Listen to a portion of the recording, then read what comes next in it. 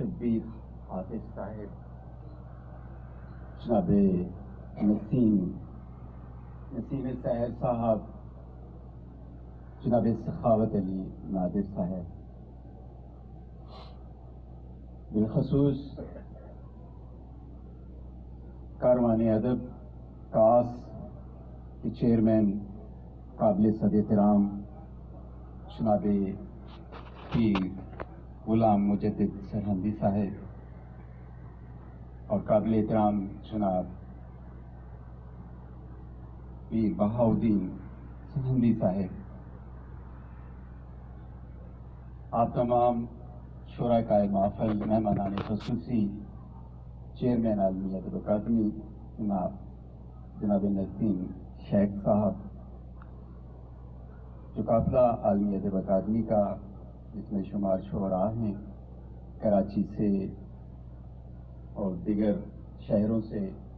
یہاں کے مکیاری کے سینئر شعراء اور شامل تقریب احباب، سب کا تہ دل سے شکریہ ادا کرتا ہوں کہ آپ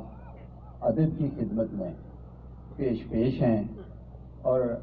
ایسے دوستوں کو اکٹھا کرنے میں محبت کا ایک عمدہ ثبوت پیش کر رہے ہیں۔ کاروان ادب کاس اور بالخصوص جو بات کہنا چاہ رہا ہوں آج یہاں پر، وہ ہے